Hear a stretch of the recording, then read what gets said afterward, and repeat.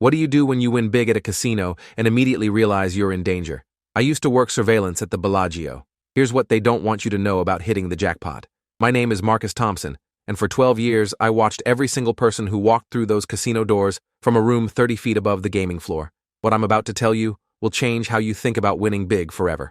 It was a Thursday night in March, when everything I thought I knew about casino security got turned upside down. The graveyard shift had just started, and I was settling into my usual spot in front of 12 monitors showing different angles of the main floor. That's when I noticed him. David Kim, 62 years old, retired accountant from Phoenix. Regular player, maybe twice a month for the past 3 years. Always played the same machine, number 345, a high-limit slot near the back wall. Never won more than a few hundred, never caused trouble, always tipped the cocktail waitresses exactly $5. But tonight was different. David had been playing for 4 hours straight, feeding $20 bills into that machine like his life depended on it. I'd watched him lose probably $8,000 already, which was unusual. His normal limit was $2,000 before he'd call it quits and head back to his hotel room. Marcus, you seeing this on camera 12? My supervisor Jake's voice crackled through the headset. Jake had been running surveillance for 20 years, seen every scam, every cheat, every miracle win you could imagine. I adjusted the zoom on David's machine. Yeah, he's been there all night, way over his usual spending pattern. In surveillance, we tracked everyone's patterns. David Kim always left by midnight. It was now 2:46 a.m. Keep watching him. Something feels off. Jake's instincts were legendary. If he had a feeling about someone, there was usually a reason. That's when it happened. The machine erupted in lights and sounds that could wake the dead. Jackpot symbols aligned perfectly across all 5 reels. The digital display started counting up, $50,000, $100,000, $500,000. It stopped at $847,000. David Kim had just won the biggest jackpot that machine had paid out in 2 years. But here's where it gets weird. David didn't celebrate, didn't jump up and down or call his wife or even smile. He just stared at the screen like it was showing him his own death certificate. Then he looked directly up at the camera and mouthed 3 words. Help me, please. Jake, we got a problem, I radioed immediately. David Kim just hit $847,000 on machine 345, and he's asking for help. I'd never seen anything like it. Winners usually went crazy with excitement. David looked terrified. I'm sending Tony down there right now. Keep all cameras on Kim and scan for anyone showing unusual interest. Tony Soprano, and yes, that was his real name, was our best floor security. 6'4", former Marine, could spot trouble from across a crowded casino floor. Through my headset, I heard Tony's voice. Approaching Mr. Kim now. Marcus, what do you see around him? I quickly scanned all the cameras focused on that section of the casino. 3 men at the bar, been nursing the same drinks for over an hour. 2 women at the blackjack table behind you, haven't placed a bet in 20 minutes. And there's a guy pretending to play video poker who's been watching Kim all night. Tony reached David's machine. Through the directional microphones, I could hear their conversation clearly. Congratulations, Mr. Kim. I'm Tony from Casino Security. I understand you might need some assistance? David's voice was shaking. They said they know where I live. They said they know about my granddaughter, Sarah. She's only 8 years old. They told me if I don't win big tonight and split it with them, something terrible would happen. My blood ran cold. This wasn't a random jackpot. This was extortion. Tony kept his voice calm and professional. Sir, I need you to come with me right now. We're going to take care of this situation immediately. He gently placed his hand on David's arm. Marcus, I need security at elevator bank 3 and a clear path to the surveillance room. But as they started walking, I saw movement on multiple cameras. The 3 men at the bar were standing up. The 2 women were following at a distance. The video poker guy was already moving to intercept them near the elevator. Tony, you've got 5 people converging on your position. Guy in the blue shirt is coming from your left, 2 women from behind, and 3 men from the bar area. I was switching between cameras, trying to track all the movement. Copy that. Mr. Kim, we're going to take a detour. Tony smoothly changed direction, heading toward the high roller area where we had tighter security and more cameras. That's when one of the men from the bar made his move. He walked directly up to David and said loudly enough for other patrons to hear, David, there you are. We've been looking everywhere for you. Perfect cover. To anyone watching, it looked like friends meeting up, but I could see David's face on the zoom camera. Pure terror. Tony immediately stepped between them. Excuse me, sir, but Mr. Kim is currently with Casino Security on official business. His tone was polite, but carried that unmistakable authority that comes from years of military training. Oh, I'm sorry, the man replied with a fake smile. I'm his nephew, Charlie. Family emergency. His daughter called, said we need to get him home immediately. David started shaking his head. I don't have a nephew named Charlie. I've never seen this man before in my life. Now we had a problem. In full view of other casino patrons, a confrontation was developing. The last thing any casino wants is a scene that makes people think about crime or danger. It's bad for business. Jake's voice came through my headset. Marcus, I'm calling Metro PD right now. Tony, get Kim to VIP room 7 immediately. I don't care what it takes. Tony nodded slightly and spoke into his sleeve mic. All available security to my location. We have a code yellow situation. Code yellow meant potential threat to patron safety. Within 30 seconds, 4 more security officers appeared from different directions. To casual observers, it might have looked like they were congratulating a big winner, but I could see the tactical formation they'd formed around David. The man claiming to be Charlie looked around nervously as he realized he was suddenly surrounded by casino security. Look, I think there's been some misunderstanding here. David's family is worried about him. He's been gone all day. David found his voice. My family doesn't know where I am, and they wouldn't send strangers to find me. These people approached me 6 hours ago and threatened my granddaughter. They gave me specific instructions on which machine to play and told me I had to win big or something would happen to Sarah. One of the security officers immediately spoke into his radio. We need police response immediately. Possible extortion and threats against a minor. But Charlie wasn't done. David, remember what we talked about earlier? About being careful what you say to people? Remember what happens if you forget our conversation? The threat was clear and recorded on our surveillance system. These weren't random opportunistic criminals. This was organized, planned, and involved threats against a child. Tony made a command decision. Mr. Kim, you're coming with us right now. The security team formed a protective circle around David and started moving toward the VIP area. That's when things went sideways. One of the women suddenly started screaming, "He stole my purse! That man stole my purse!" She was pointing directly at David. Chaos erupted. Other patrons stopped and stared.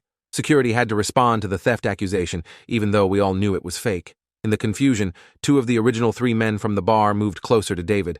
I was frantically switching between camera angles, trying to keep track of everyone involved. Jake, the woman claiming theft is a distraction. The other suspects are using the confusion to get closer to Kim. Tony, ignore the theft complaint. Get Kim out of there now. Jake's voice was sharp with urgency. But casino protocols exist for a reason. When someone accuses a patron of theft in front of witnesses, security has to respond. Tony was trapped between conflicting procedures and a potentially dangerous situation. The woman kept screaming louder. "Security! He has my wallet! I saw him take it from my purse!" She was pointing at David, who looked completely bewildered by the accusation. One of the approaching men spoke up helpfully. "Officer, I saw it too. He definitely took something from her purse." Perfect coordination between team members. David was now being accused of theft by 2 apparent witnesses, while we knew he was actually the victim of an extortion plot. The beautiful simplicity of their plan was becoming clear. If they couldn't get him to cooperate, they'd have him arrested for theft, and his winnings would be tied up in legal proceedings. Tony made a decision that probably saved David's life. "Ma'am, we'll review the surveillance footage immediately. Mr. Kim, you're coming with us to sort this out." Using the theft investigation as cover, Tony's team moved David toward the surveillance room. The accusers had to follow to maintain their story, which meant they were now all heading exactly where we wanted them. As they entered the elevator, I heard Tony's voice through his mic. "Marcus, I need you to have that footage ready. Every angle of Kim for the past 6 hours." "Already queued up," I replied. "And Jake's got Metro PD en route. ETA 5 minutes." The surveillance room was our home turf. Multiple cameras, recorded conversations, and direct communication with law enforcement. If these extortionists wanted to continue their game, they'd have to do it under our complete observation and control. When the elevator doors opened on our floor, the woman immediately said, "I just want my wallet back. This doesn't need to be a big deal." Jake was waiting for them. "Ma'am, I'm the surveillance supervisor. We take theft accusations very seriously here. I'll need to see identification from everyone involved and get complete statements." The man calling himself Charlie shifted nervously. "Actually, maybe we should handle this privately. David's a good guy. I'm sure it was just a misunderstanding." "Oh no," Jake replied with a cold smile. "Once theft has been alleged in front of witnesses, we follow full protocol. Please have a seat while we review the footage." I had 6 monitors showing David's movements from different angles over the past 6 hours. The story they told was clear and damning for the extortion team. "Here's Mr. Kim arriving at 6:30 p.m., I narrated for everyone in the room. "Notice he goes directly to machine 345. He's never within 20 feet of this woman who's claiming theft." The woman's confident demeanor started cracking. "Maybe I made a mistake about which machine. Here's 8:15 p.m., I continued. 3 men approach Mr. Kim's machine. Watch this conversation carefully." The audio was crystal clear thanks to our directional microphones. Charlie's voice came through the speakers. "Mr. Kim, we know where you live. 1241 Desert View Drive, Phoenix. We know about your granddaughter, Sarah, 8 years old, attends Desert Hills Elementary. Beautiful little girl." David's terrified response. "What do you want from me?" "Simple. You're going to win big tonight. When you do, we split it 60-40. You get 40% for your cooperation. If you don't cooperate, or if you try to involve security, Sarah might have an accident on her way to school." The room fell silent. We had recorded evidence of extortion and threats against a child. Jake looked directly at Charlie. "Sir, you're under arrest." But Charlie wasn't done fighting. "That recording is illegal. You can't record private conversations without consent." "Actually," Jake replied, "Nevada law allows surveillance recording in public spaces with posted notice. You passed 17 signs notifying you of surveillance when you entered this casino. The police arrived exactly as Jake finished reading them their rights. Detective Sarah Williams from Metro PD's Organized Crime Unit took over the case. Mr. Kim, we need to talk about your granddaughter's safety immediately, Detective Williams said. These individuals are part of a larger organization we've been tracking for 8 months. It turned out David wasn't their first target. They'd been running this extortion scam on elderly gamblers across multiple casinos in Nevada and California. Their research was sophisticated, targeting people with grandchildren, finding their addresses, learning their routines. How did they know so much about me? David asked, still shaking from the ordeal. Detective Williams explained, social media, public records, surveillance of your previous casino visits. They probably followed you home months ago, learned your patterns, identified your family members through online research. The investigation revealed an operation involving 12 people across 4 states. They would target elderly gamblers, research their families, then use threats against grandchildren to force cooperation in money laundering schemes disguised as gambling wins. Mr. Kim, your winnings are legitimate, Detective Williams assured him. The machine wasn't rigged. They just threatened you until you got lucky. When you win, they planned to claim you owed them gambling debts as cover for taking most of the money. David looked confused. But what if I hadn't won? What if the machine never hit? They would have kept you playing until you did win, or until you lost everything trying. Either way, they profit. If you win, they take most of it. If you lose everything, they've destroyed you financially and can use that desperation for other schemes. The psychological manipulation was sophisticated and cruel. They'd studied David's personality, knew he was a responsible grandfather who would do anything to protect his granddaughter. 3 weeks later, I got an update from Detective Williams. The arrests at our casino led to breaking up the entire criminal network. 12 arrests across 4 states, over $2 million recovered for victims. David Kim got to keep his $847,000 minus taxes. More importantly, his granddaughter was safe, and the people who threatened her were facing federal charges for extortion and organized racketeering. But the case changed how I looked at casino surveillance forever. We weren't just watching for cheats and card counters. We were the last line of defense for vulnerable people being targeted by sophisticated criminal organizations. 6 months after David's case, Jake promoted me to senior surveillance analyst. My first assignment was developing new protocols for identifying extortion victims among big winners. Marcus, Jake told me during my first day in the new position, most people think casino security is about protecting the house money, but the real job is protecting the people. The money's insured. The people aren't replaceable. The new protocols worked. Over the next year, we identified and stopped 4 more extortion attempts. Each time, the pattern was similar. Elderly targets, family threats, sophisticated research, and pressure to gamble until they won big. One case still haunts me. Margaret Foster, 73, widow from Tucson. She'd been coming to our casino twice a month for 5 years, always played penny slots, never bet more than $50 in a single visit. On a busy Saturday night, I noticed her playing a high-limit machine, betting maximum on every spin, completely against her established pattern. Within 2 hours, she was down $12,000, money she clearly couldn't afford to lose based on her usual gambling budget. I called Tony to the floor immediately. When he approached Margaret, she was crying while continuing to play the machine. The conversation we recorded broke my heart. "Ma'am, I'm Tony from Casino Security. Are you okay? Can I help you with anything?" "They have pictures," Margaret whispered without looking away from the machine. "Pictures of my grandson Tommy at school, walking home, playing in the park. They said if I don't win $20,000 tonight, something terrible will happen to him." Another extortion case, but this one was different. Margaret was losing instead of winning, and the criminals were nowhere to be seen in the casino. "Where are these people?" Tony asked gently. "They're not here. They call me every hour to check on my progress. If I don't answer, or if I leave the casino, they said." She couldn't finish the sentence. We immediately involved law enforcement and traced the phone calls. The criminals were operating remotely, using surveillance from outside the casino and phone calls to maintain psychological control over their victim. Detective Williams coordinated with FBI Cybercrimes Division to track the calls. Meanwhile, we had to keep Margaret playing to maintain the illusion that she was cooperating while law enforcement worked to locate the criminals and ensure her grandson's safety. For 6 terrifying hours, Margaret continued gambling away her life savings while FBI agents tracked down the extortion team in Tucson. Every time her phone rang, she answered with shaking hands, reporting her losses to the people threatening her grandson. Finally, at 4:23 a.m., Detective Williams got the call she'd been waiting for. "All suspects in custody. The child is safe." Margaret collapsed in relief when we told her the news. She'd lost $18,000 of her retirement savings, but her grandson was unharmed, and the criminals were facing federal charges. The FBI investigation revealed a network even more sophisticated than David Kim's case. They used social media to identify elderly casino patrons, followed them home to learn their routines, and researched their families for potential leverage points. These weren't random criminals looking for quick scores.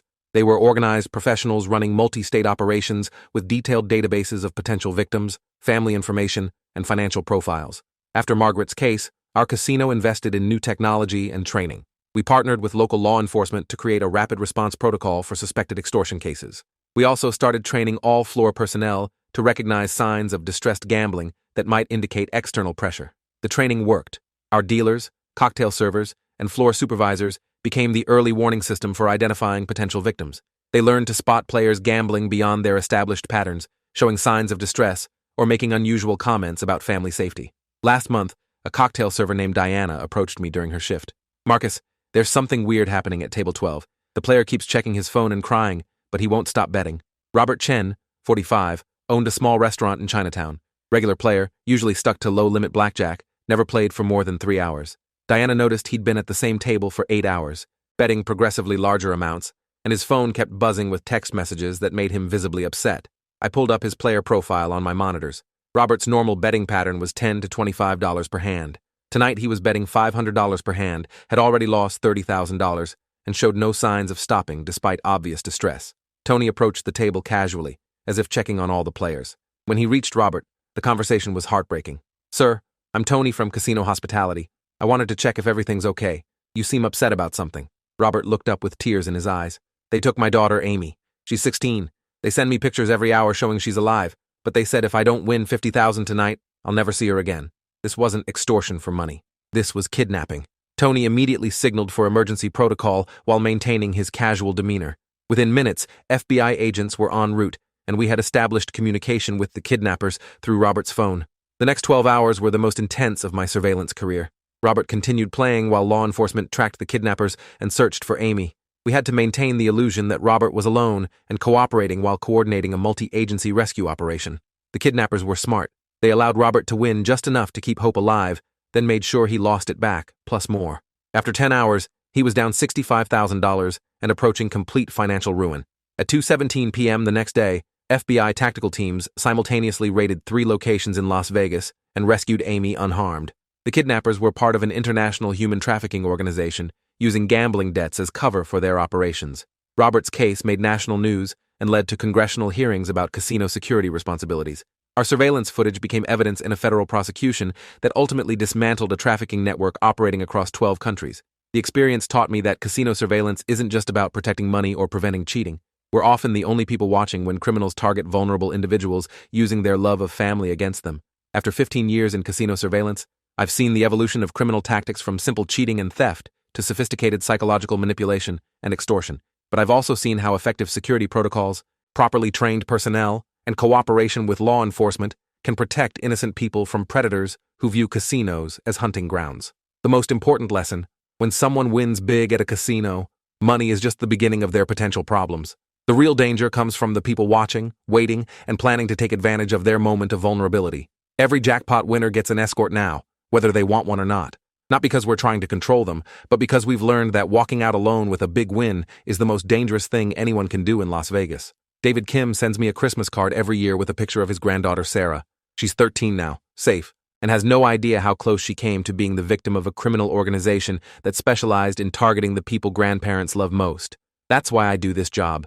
Not for the casino, not for the money, but for the 8-year-old girls who get to grow up safely because we're watching when predators think nobody's looking.